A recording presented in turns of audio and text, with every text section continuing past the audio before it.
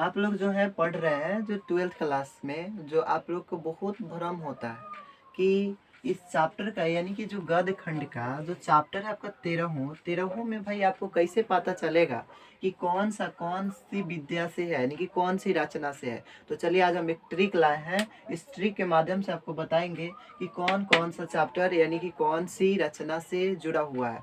तो देखिए एक फर्स्ट ट्रिक जो है आप लोग के सामने दिखाई दे रहा है यहाँ पर कि उसने रोज तिरछी नजर से कहती है, गलत मत समझिएगा, ये राइट है। ये जो है आप लोग को नेक्स्ट दूसरे जगह पर लेकर चलते हैं। उसने का मतलब होता है, देखिए उसने का मतलब होता है उसने कहा था, उसने कहा था।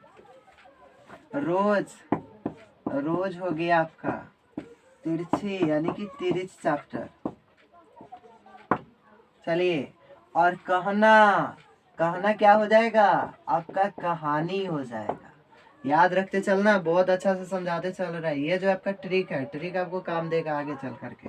बहुत ऐसे बच्चे जिसको समझ में नहीं आता कि कौन सा निबंध है, कौन कहानी है और कौन क्या है। तो चलिए आज समझ लीजिए। उसने रोज तिरछी नजर से कहती है, उसने कहा था, उसने कहा था, कहाँ पे है यहाँ, ये जो हो गया हमारा क्या हो गया, कहानी हो गया। रोज, रोज आपका क्या हो गया, कहानी हो गया।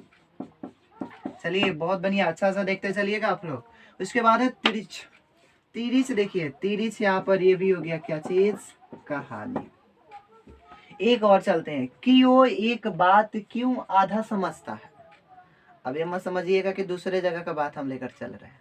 अब लड़का सब आजकल का मुमकिन थोड़ा सा बड़ा हो गया है, समझ तो थोड़ा अलग ही समझ जाता है, तो अलग समझने की कोई जरूरत नहीं है। यहाँ पर समझिए कि वो एक बात क्यों आधा समझता है।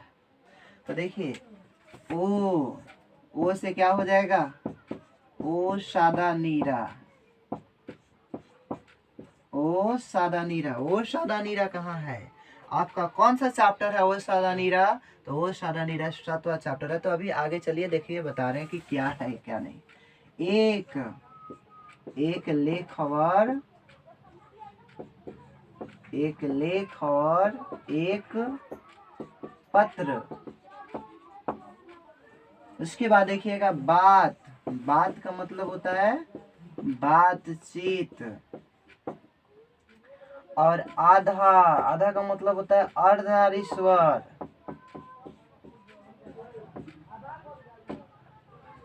समझना, देखिए समझना, समझना, समझ, ये जो है आपका क्या चीज है, तो यहाँ पर देखिएगा समझना यानी कि आपका है प्रगीतवर समाज। क्या है, प्रगीतवर समाज, प्रगीत और समाज। ये जो आपका जितना भी आप लोगों को दिखाई दे रहा है, ये सब आपका क्या है, निबंध है। सब आपका ये जितना भी दिखाई दे रहा है आप लोगों को सब निबंध है।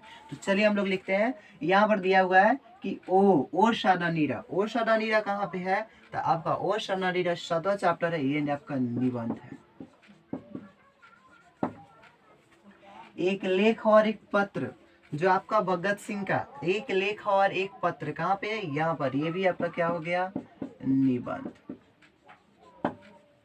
उसके बाद बातचीत, बातचीत भी आपका क्या हो गया, तो निबंध हो गया।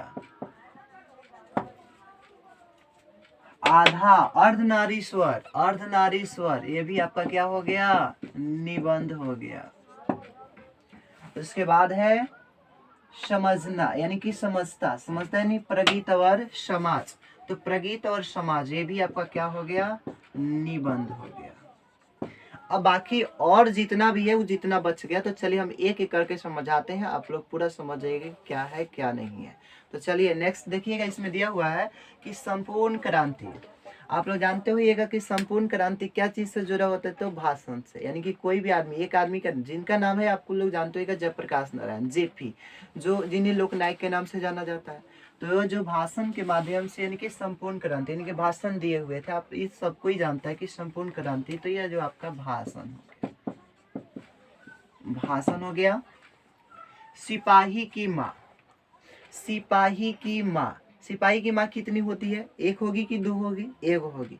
तो सिपाही की माँ, तो माँ का मतलब एक, तो एक से क्या हो जाएगा, एकांकी। गुड, इससे हो जाएगा आपका एकांकी। याद रखना है बहुत अच्छा से। आपका है निबंध, ये जो है एकांकी।